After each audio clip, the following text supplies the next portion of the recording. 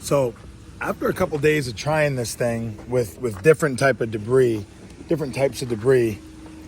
I don't like it, man. I think. All right, so I'm not going to be too fancy with this. I'm just going to go ahead and open it up. First, we must take this off. First impression of the case, that's actually pretty handy. I thought it was just going to be, a plastic crappy little case, but this is actually quite nice. Stay very tight, but it's kind of the typical toolbox latch there. When you open it up, boom, jam-packed, claim your warranty. Whenever I get these no-name, like, knockoff tools and such, I kind of assume that everything that comes with it is going to be cheap. Actually give you a pretty beefy manual. So at first glance, you got your battery here. It doesn't say on the outside of the box how many milliamps or ohms this was. Nothing on the battery when they're not claiming any type of power. Oh, it actually comes with 2 batteries. That's actually quite nice, so you don't have to buy a second one. Let's hope that these actually last a little bit. Okay, it's got a little slot here you can put your oil in. So your bar oil goes right there. Now, this is not a gas engine, so this primer bulb right here must be to actually manually prime the bar oil onto the chain. Chain's actually quite nice. Seems to be pretty sharp too.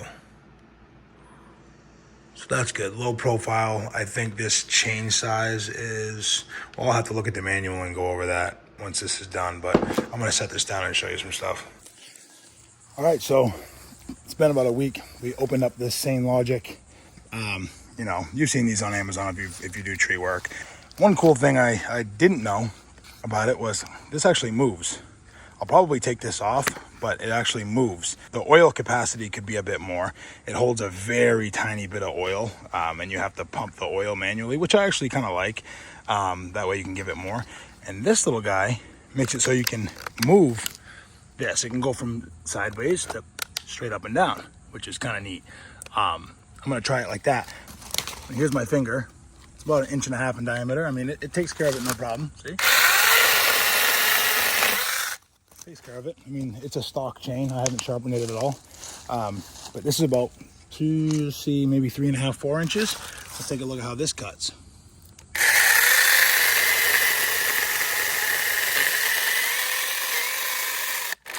Okay, so I'm an idiot.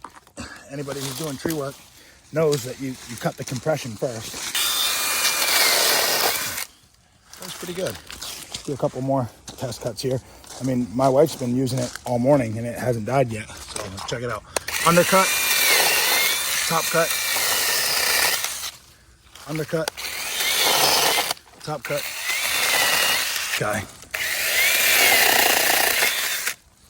Chain gets loose pretty easy. I will say that's one of the things I don't like about it.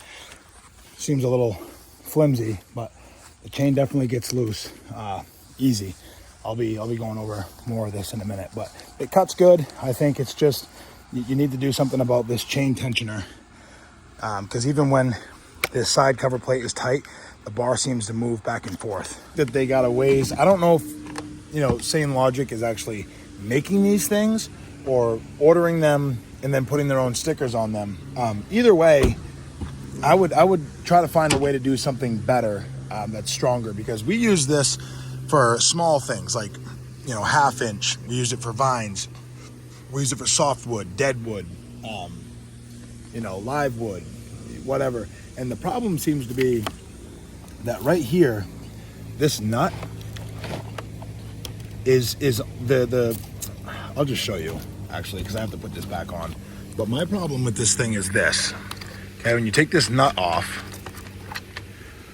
okay, this thing, it moves.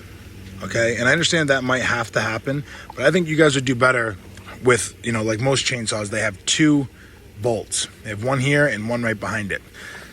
Because the problem is no matter how tight you put this thing, which in my experience, if you make it too tight, you're gonna have an issue where it strips. So you shouldn't have to tighten this thing so much.